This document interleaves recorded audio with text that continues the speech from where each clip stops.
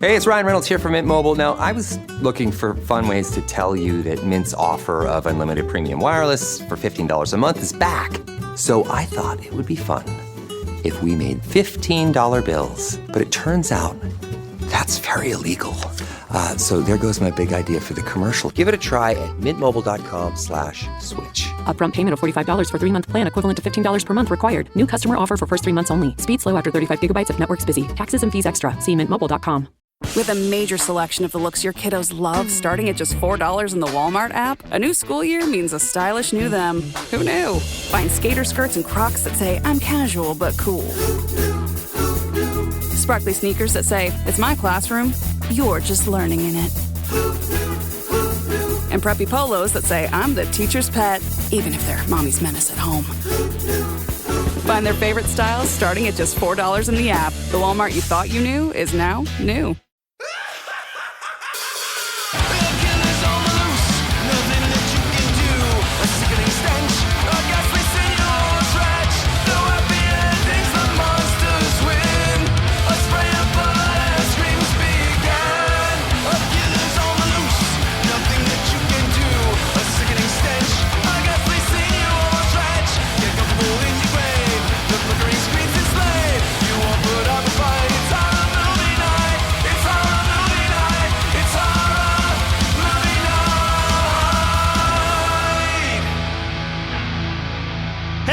We're back with another episode of Horror Movie Night. This week, we're talking about 1995 Species as picked by Kyle. And Kyle, I'm so excited because I can't even begin to explain how many 10 to 12-year-old sleepovers this movie was watched at in my life. Why do you think I picked this? Yeah. Boobs in action. Like, this is such a Kyle pick.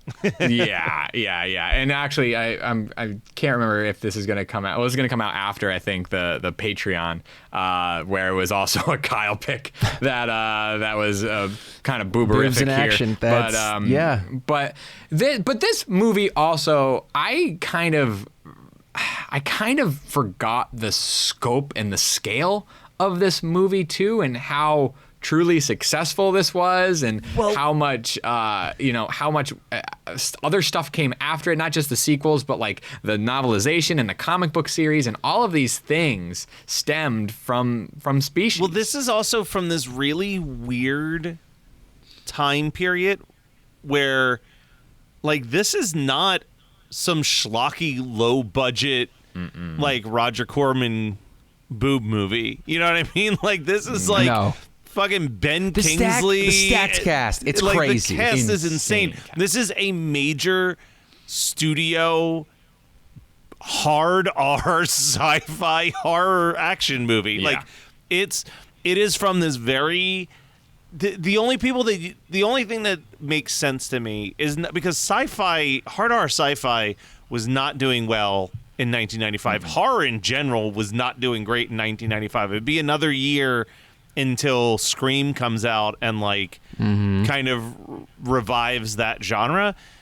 So the only thing I can point a finger to is like coming off the heels of shit like Demolition Man and like those Sylvester Stallone, Arnold Schwarzenegger, hard R, futuristic action movies where like a studio would be willing to toss a couple mil at this idea just to see what happens. Listen, Natasha Henstridge was probably at the pinnacle of being an it girl when this was made, and so I don't think this was such a hard.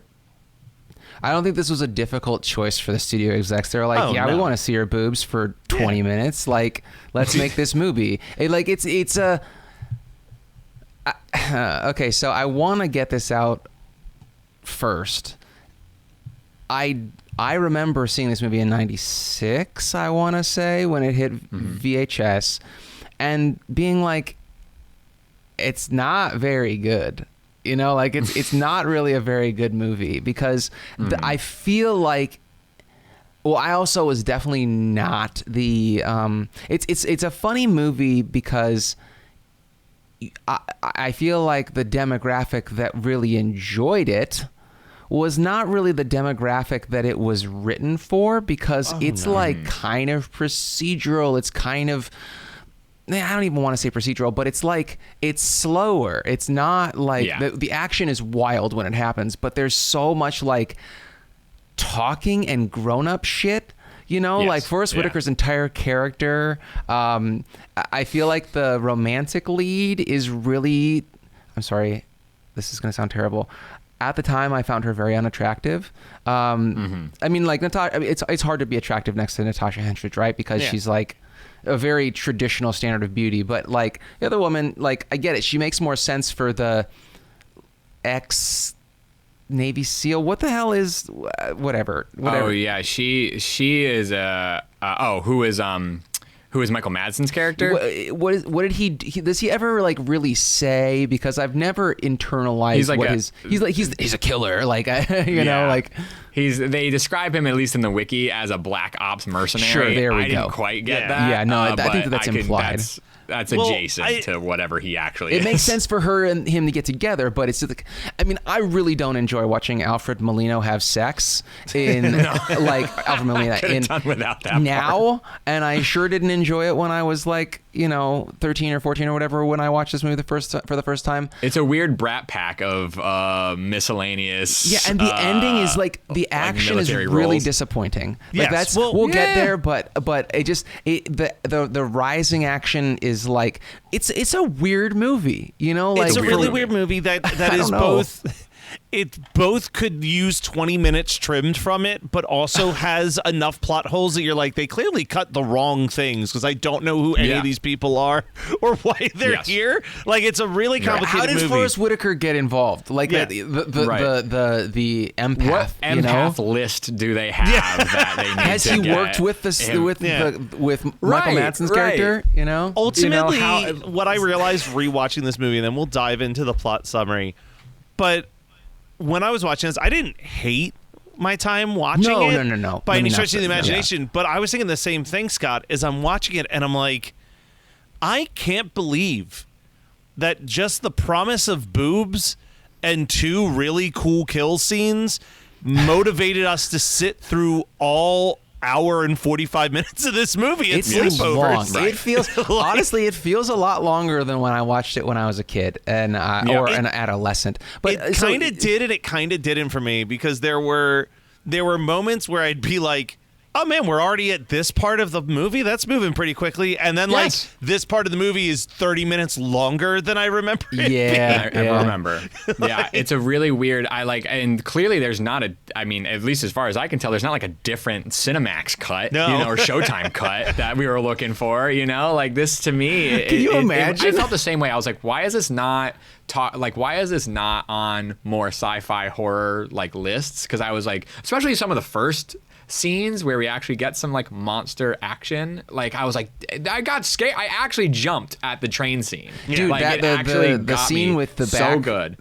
Yes, my background, the cocoon scene. Yeah, it's I so left good. off the couch. It was still great. Well, that's also one of the few practical effects in this movie. Well, there's that, and then there's the science experiment scene, which really, those, in my opinion, as an adult, those are the standouts. They're not what I remembered at all, but they are really the standouts now. I think you're downplaying a few of the other cool practicals that we'll get to eventually, but yes, one of the notes. Oh, the Geiger stuff. Like the note that I wrote was, I thought that the alien version of Syl could have been way cooler looking than it is, and it is because it's that 1995 CGI. Like, if that was more of a practical looking thing, I think it would have. But they made ruled. it practical. Like all the weird like telepathic scenes are with a practical. And I mean, I'm sorry, it's Giger. I've been saying H.R. Geiger for like 35 years. You and the rest of the fucking planet, dude. It's all right. Yeah. All right. So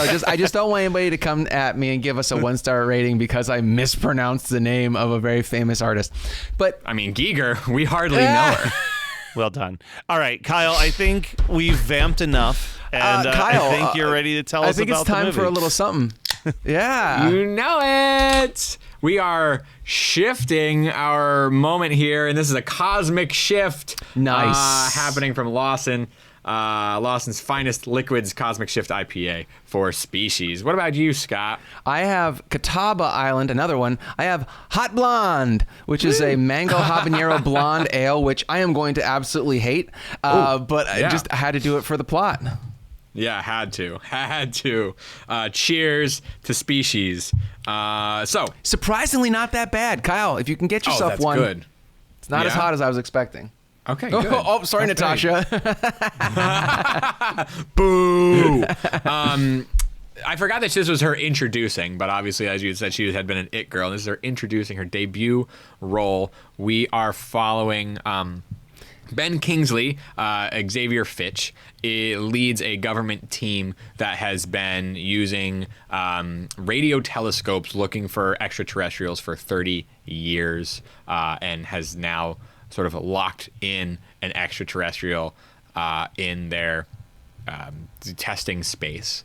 And this extraterrestrial is played by a young Michelle Williams. Yeah. Who is, we come to find out the age rate of this extraterrestrial is not the same age rate as a human life. So when Michelle Williams, Syl, as this creature is known as, Syl, escapes from the pod. They try to gas her. They try to kill it. They're like, this is not going the way we need to. We need to destroy this creature that we have. But Syl manages to bust through the glass of their containment and escape out into Los Angeles.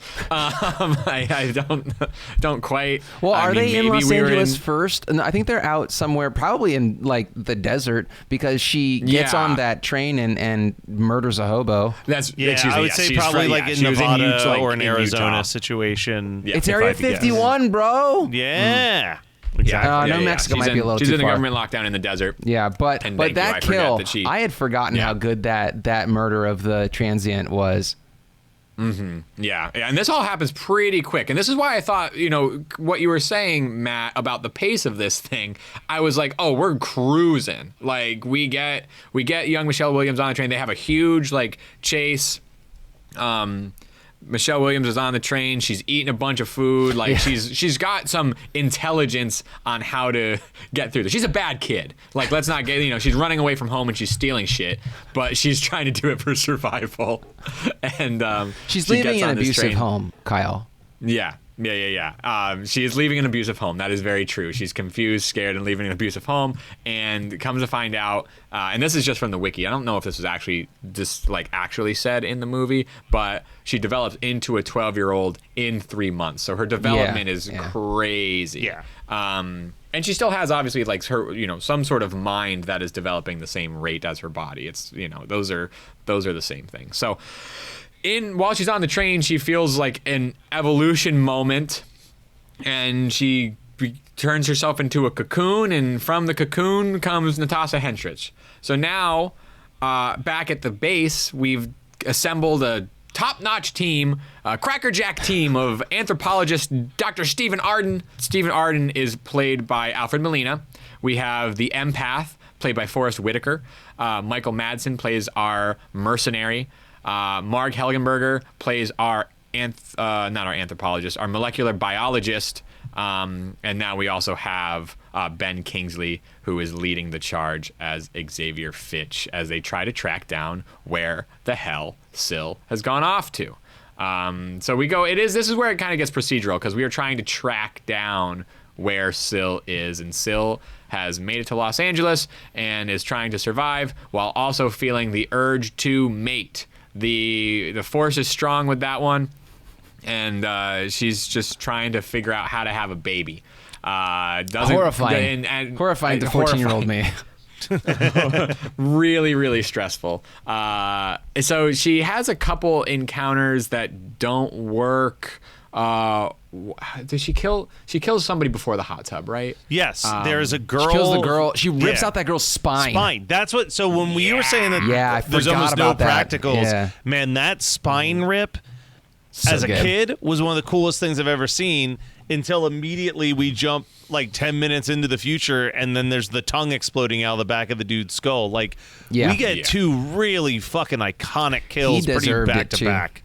Oh boy, did he! He had it. Yeah, he had it absolutely coming. Yeah, we have an attempted essay that Syl thwarts by jamming a Giger-esque tongue alien through the back of this dude's skull, and then yes, we do have a more what is it? When you try to mark your territory, more territorial killing in the bathroom. Yes, yeah. As Syl has a better idea of how to get a man just by her observing the club, because she is in this club. She is doing the best that she can, and she's getting away with it too, because like she just got led into this club, no questions asked. She's observing and taking in everything. She's a dang sponge, and she now gets to go home with this man who she killed the other court woman of, which is pretty good kill in this club. But at the same time, the whole crew has tracked her to Los Angeles now. My one really solid note was just asking, like, could you imagine being an empath in this club? Like, Forrest Whitaker's brain must have just been like ready to explode. Like, he's sweating the whole time. Not just his brain, dude. Everything. This like He's about to bust. He's probably my favorite character in this whole he's thing. great. He is great. The range that he's playing this, the severity in which he feels things. But That's sometimes Forrest like Whitaker in everything I've ever seen him, though. Yeah. Like, he doesn't. Yeah. No half measures with that man. No. So the fact that he's in here with his beanie, that he also uses as like a sweat rag, just making sure that he understands everybody's feelings. It also doesn't feel like he helps the team with that, though. No. It just feels like it's like everything that he tries to tell ends up being thwarted, or he's too late in sharing his feelings. So I don't know. Nobody's on the same page in this team, really. And we know this because Michael Madsen and Mark Helgenberger, they start to spark some interest in each other. Alfred Molina's just trying to get laid at this club while they wait for more intel. And in doing so, he ends up getting into bed with a now brunette or black-haired Syl. She's changed her look. She knows that people are after her. She's got to change the game, and she ends up sleeping with and being impregnated by Alfred Molina. Even though... And he's like, what? Even though Forrest Whitaker is trying to get into the other room where Madsen and Helgenberger have already done their business, it's just nobody is on the same page here. And that leads to Syl gets away, and they have to chase her down after Molina's dead. She ends up going into the sewers. Yeah. And having a sewer baby with her pregnant. Like, she's gonna have a sewer baby. This is. Oh, I almost gave away a potential double feature, which I won't. If that's not your double feature, it is now. Right. Yeah. And this is where it gets gross and gnarly in this sewer, because now we have Syl in full species, is not looking human anymore, pregnant, about to give birth to the sewer baby, ends up killing Fitch before she gives birth, and then the baby that she gives birth to it eats a rat, and then is also a child that's growing. This is where like the ending action is not all that not as exciting as all the kills leading up to it, I think, is what we get from this, because like we're in the sewer, we get the baby birth. The baby looks like a 7-year-old kid just in goo.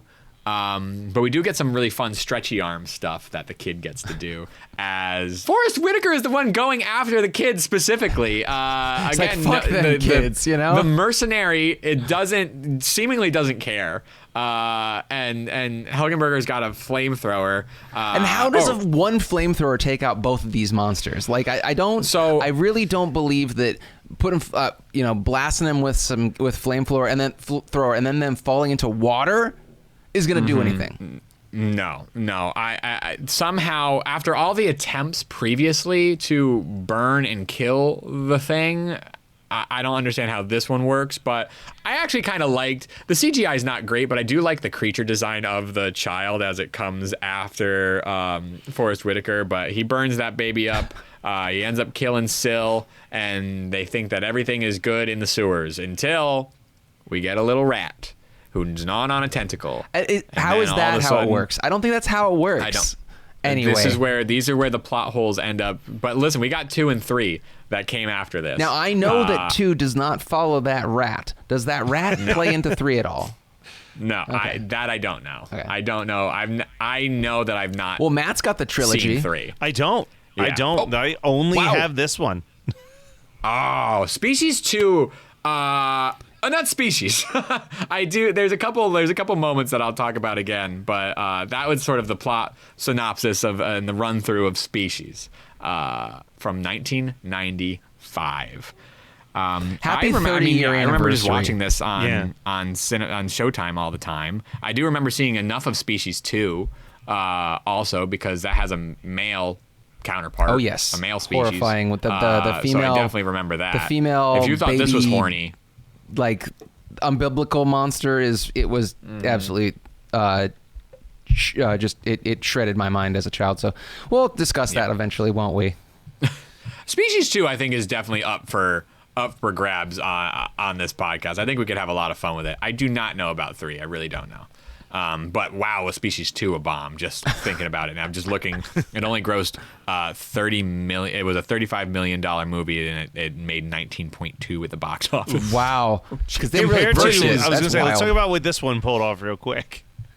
$35 million budget made $113 million at the box Wow. office. Not to mention all the the spin-offs that I talked about at the top of this. And I mean, the first thing that they say is that this movie was a hit because everybody wanted to see Natasha Henstridge nude. Like that is a huge selling point on this movie, which makes a lot more sense now watching it as an adult boy, an adult man who can sort of take some of this stuff with a grain of salt and just be like, oh, that really was the selling point, wasn't it? Like, okay. But I had fun watching this. This was a fun revisit for sure. I do have to highlight, it is such a Hollywood move where it's like, all right, we're going to write you a check for $35 million to make this movie. Movie makes, what'd you say was 115? 113. Yeah. Oh my god. And they're like, all right, for the sequel, Wow. we're going to give you $5 million less and see what you can do with an But even the smaller sequel, budget. I think the sequel probably looks better. Because I think they. I wonder. I don't remember exactly, but I think they used more practical and less, or at least the CGI wasn't as egregious. Because I do remember, even as a child, being like, I don't really love the CGI in this. Okay. I mean, I've never seen the sequels, so 2's. I mean, I don't know. I don't know if 2 is worth seeing.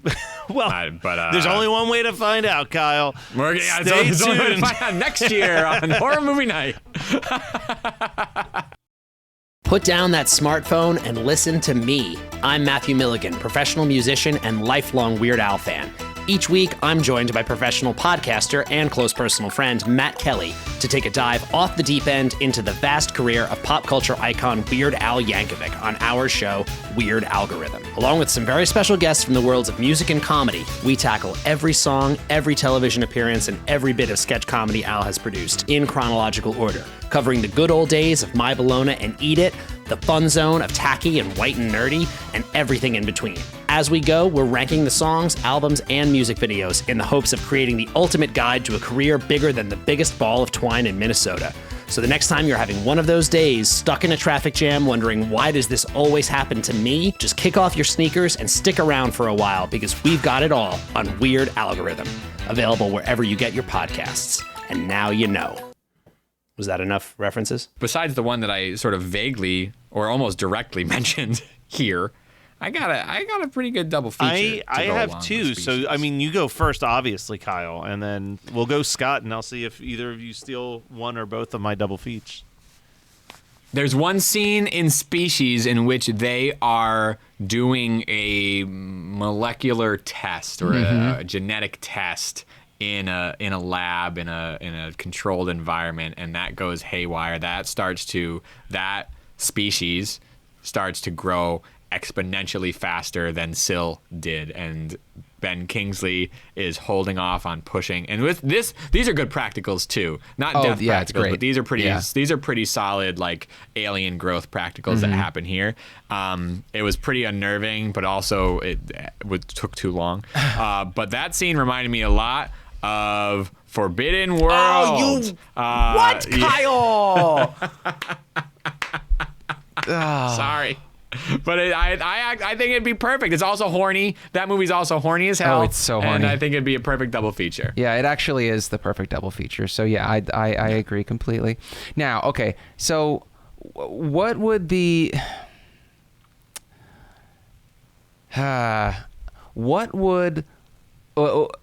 what's the suckling? Right, that's the one we were joking about, the sewer baby. I'll pick the suckling because I mean I hate that movie, but I hate that movie. It's such a shit ass movie. But you know what? We'll do it. Listen, I'm going to just throw it out there, guys. You both fucking fumbled the ball because I have two perfect double features. I'm going to watch both of them in a crazy-ass triple feature. Okay. And we're going to go in order. So first, I'm going to watch the movie that Species is clearly inspired by, Life Force. Okay. Then I'm going to watch Species. And then I'm going to watch the movie that I thought was practically a ripoff of Species, Splice, that came out in like 2000. Oh, it is. Oh, that movie's so horny and so gross. Yeah. Hey, all right. This is all pretty solid. Yeah, I have to agree. I was literally worried I needed a third double feature, though. I'm like, oh, these motherfuckers are going to take Splice and Life Force. I especially expected Scott to take Life Force. I love when there's a movie that just does have a handful of great double features, even if the A picture is not that great. You know, it's like I love something that spawns thinking about other things, and those are all pretty good. You know what? pretty good. And I hope that people who listen, make up their own double features, and when they do, I hope they email us at hmnpodcast@gmail.com with all of your thoughts, or you can find us on our socials, Instagram, Facebook, TikTok, and Letterboxd. It's all at HMN Podcast. You can go to our Patreon, patreon.com/HMN Podcast to get more content. And how about you hit up our website, hmnpodcast.com, or our dashery at hmnpodcast.dashery.com to buy some sweet-ass merch, because we love when you support us. Amen. Now, Kyle, what have you watched, listened to, etc., that you want to talk about? I checked out. I know I've talked about the game on this show a couple times actually, yes. and then when the trailer got dropped, we talked on Geekscape about the trailer release. I watched Until Dawn. Yeah. And it's one of those. I didn't hate it, and I'm a lover of that. I'm a lover of that game. I knew that it wasn't going to be anything like the game. I sort of like sat on that and stewed on that for enough time, or didn't think about it at all, really, to then go in more blind to Until Dawn. And it's a time loop movie. It's a time loop horror movie that involves characters decaying as the time loops. That I think is kind of interesting. But it also is, it's just one of those things where I think because of how much we watch and because of my profession, sometimes watching the sausage get made is a little that makes the end product a little nauseating. So this is just so polished and and not in a way that they worked 10 years on the script to make the script it's just visually it is so shiny and polished, and it's unappetizing to me.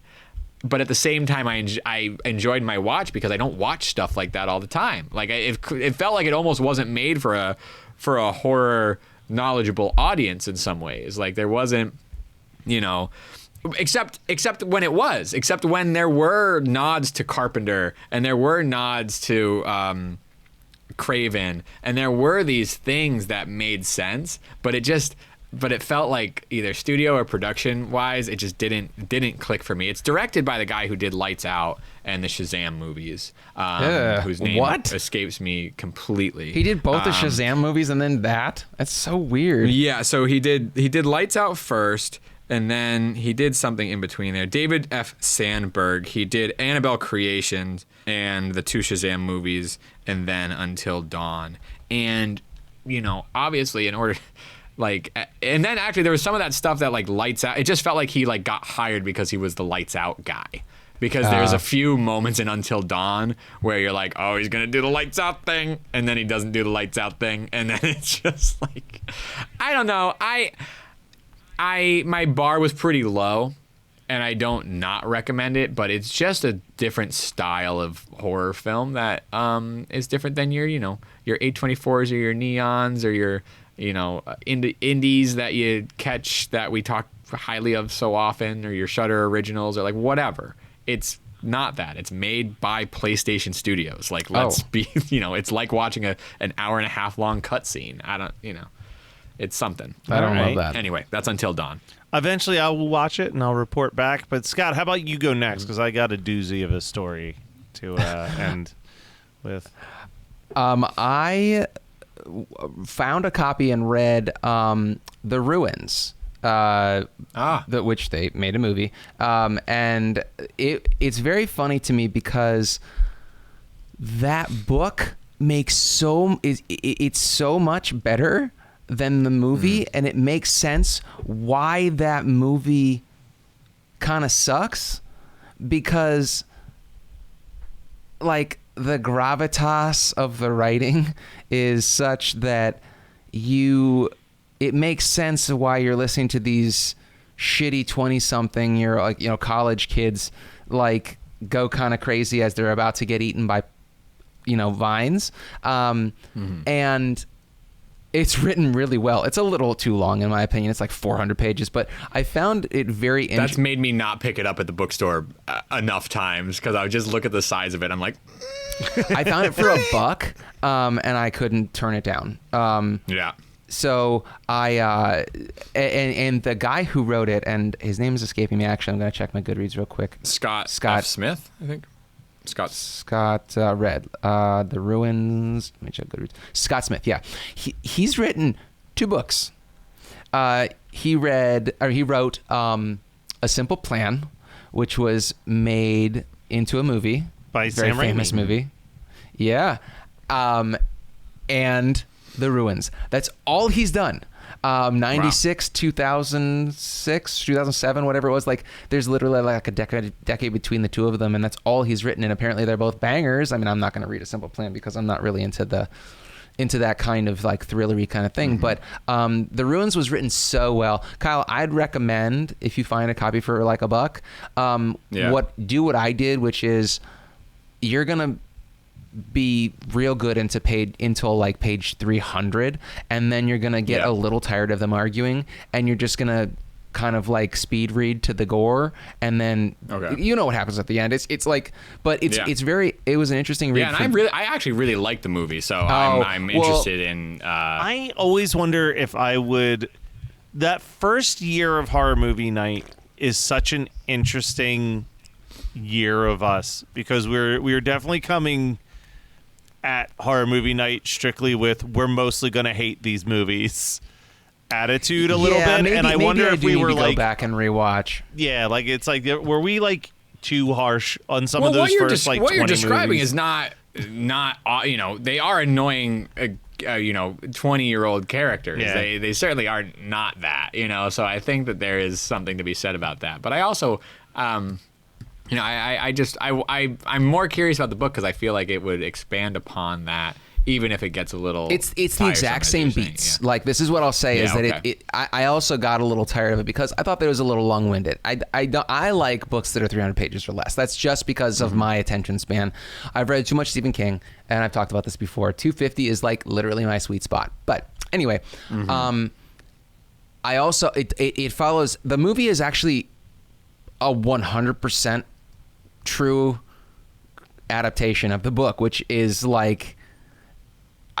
impressive, right? Yeah. But Yeah. the reason what I'm saying is that like I don't like movies. I don't like media where I don't typically like media where the characters are all unlikable. Like they do dumb shit. And in the book, it clicked for me from what I remember from the movie, because I only watched it once for this show, and it does deserve a rewatch. But I remember being like, why are they making these decisions, for one, and two, why are they so annoying? But the book makes it make sense. And there's all this characterization that actually fills in a lot of the gaps of why, and they can't do that in a film. And so you just kind of have people doing weird stuff, and it's like it's almost like a plot hole, because the plot is happening in their minds with their personal decisions. Like the part where the girl gives her boyfriend a hand job, and then his like cum gets eaten by the vines, through in the night. Like I thought that was the most ludicrous part of the movie, because I'm like, everybody loves a hand job scene. No, I mean, nobody loves a hand job scene more than Stephen King, but apparently Scott Smith loves them too. That's his one nod to Stephen King, Maybe. is that there's a hand job scene in this horror novel. But I haven't read A Simple Plan, so we'll see. In any case, it makes sense that all this bad shit is happening, and the girl's like kind of drunk and she's sad, and it's just something to like calm her, because it's part of her personality. It makes sense in the book, and I'm like, like it's a plot hole in the movie, because I'm like, this is a dumb thing that makes no. It feels like it's just moving the plot forward in the movie, but in the book, there is a reason for every bad decision. That's what I'm getting at. I'm so sorry for being long-winded about it. No, that's nice that is a thing that exists in the book, and not because we talk about that in horror all the time, where there's just like nobody has a reason to make the bad decision that they do, So it's nice to have the little backstory there. Well, okay, very quick suggestion. The Looney Tunes film The Day the Earth Blew Up is now on HBO Max. If you grew up loving Looney Tunes, watch it. It's fucking fantastic. It's really, really good. Daffy Duck and Porky Pig join forces to stop aliens. It's everything you love about Looney Tunes as a kid. Anyway, you guys want to hear? Is it a precursor to Space Jam? No, different aliens. It's like a zombie movie. Whatever. They create a chewing gum that when you chew it, you turn into a mindless zombie alien slave situation, and they have to stop people from chewing gum. Anyway, none of that's important. You guys want to hear a story about how I had to drive Barb to the urgent care? Yes. Yeah, I do. So our friend, for her birthday party, was like, we're going to go to a rage room, which I was already like, I don't have enough rage for a rage room. But for those of you who aren't familiar with a rage room, it's literally what it sounds like. It is a room where they give you a bunch of shit to throw against the walls and break for an undetermined amount of time. So Barb and I are in the second group, and they put us in like these hazmat suits. We have goggles and stuff, but we have just the thinnest pairs of gardening gloves I've ever seen in my entire life. And they take us into this room, and they're like, pick a weapon from this box of weapons. And it's like sledgehammers, baseball bats, a golf club. I took a golf club. I was like, I'll just, put a couple beer bottles down and swing the golf club at him and watch like the shards fly or whatever. That's about as rageful as I can get. But they had an old tube television, and Barge took the sledgehammer and literally hit one big whack into it. Glass shatters. We let someone else get a turn. She looks at me and goes, "Oh, there's a hole in my glove." Oops. And I was like, "Are you sure we should still be in here?" And she goes, "Yeah, maybe it was just there. Like maybe it was just a bad glove." Well, then flash forward to 30 seconds later, and there is blood trailing Barb everywhere she goes, dripping out of her glove. So I'm like, we need to get out of here. So I push her out the door, and as soon as they take off the glove, I can't see what's happening. But the entire party and every employee goes, "Oh, no!" And then they run and get the weakest first aid kit I've ever seen in my goddamn life. Like no butterfly stitches or Band-Aids or anything. Literally just like your run-of-the-mill Band-Aid and some gauze in this first aid kit. So thankfully, there's enough people who have somewhat of a nursing background in this party that they are able to stop the bleeding, and I can drive her to the urgent care. After we it's leave, a glass cut, right? Like it's a cut from a shard of glass. Pretty sure it's a shard of glass cut. Yeah, Those are the worst. so I'm taking her to the urgent care. Later on, we find out that one of the employees says, and I quote, "I'm sorry, we're just some kids." Like, because literally not a single person on staff was legally drinking age, which is a serious problem. Like, this is like, you are like not this. You can't just hire. Sue the shit out of them, you know. You can't hire teenagers to run a room with glass and no like medical background. Anyway, so we take her to the urgent care. Thankfully, there is nobody at this urgent care. Like it is barren on this Sunday afternoon. That's good. But she's like having to sit down regularly because even with all like the wow. pseudo-made tourniquets, like she's losing blood. So they get her back there. It took 2 nurse practitioners to even somewhat determine how they are going to stitch things together because the cut, I'm going to try to explain this for the visual people, but the cut started on one end of her finger and ran completely across the grain of her fingernail around to the other side. So oh my God. Yes. So they're like, we don't know how to stitch this because your nail is right fucking there. So and the bleeding is just like not stopping. So she finally comes in. They're like, we're going to also give you a tetanus shot just for safety's sake because you hit a TV with a sledgehammer and God knows. A tube TV? Yeah, like who knows what was in that tube TV. So they stitch up as much as they can, and it is still just gushing blood even with the stitches in. Oh my God. So they're like, we have to put this foam in here to block it out. We don't think you're going to have to go to the emergency room. Barb wanted me to say, for the people listening, if you're training to be a nurse, advice on things not to say to a patient is, well, I did the best I could do with that, is the last thing the nurse said to her before she goes out the door. What the fuck? Was the nurse also under drinking age? Yeah. What No, is this town run by children? The nurse also was like, I have never seen a cut like this. Like, Barb got a one-of-a-kind gash in her finger. Also, when she was trying to put... Yeah. Also, when she was trying to numb Barb's finger, she accidentally pushed the needle through the entirety of her finger instead of into the wound. Oh my God! It was the worst Sunday imaginable. But now she looks like this E.T. is making me so She's just got one giant index finger with all the bandages across it. But she's doing good now. She's in good spirits. I mean, her finger hurts like a motherfucker. But yeah. Have you seen if she'll put that in your butt or? We'll see what happens next. Does he have to switch it up? She's after we're recording, we have to take off all the bandages to put fresh ones on. That's the first time we're going to get like a real look at it. Oh God. Yeah. But yeah, dress the wound. Yeah, no, super excited for that. I'm not someone who gets lightheaded easily. But yeah, so that's. Did you see Matt being like, whoa?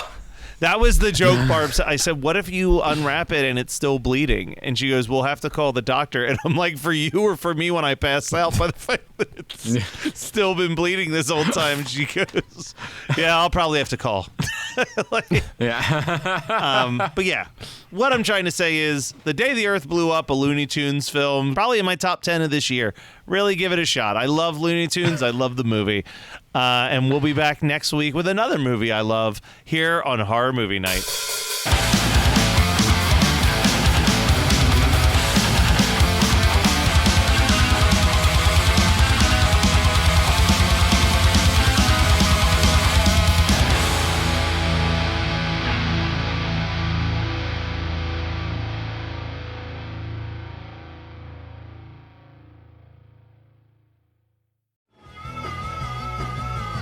You're listening to the Geekscape Network.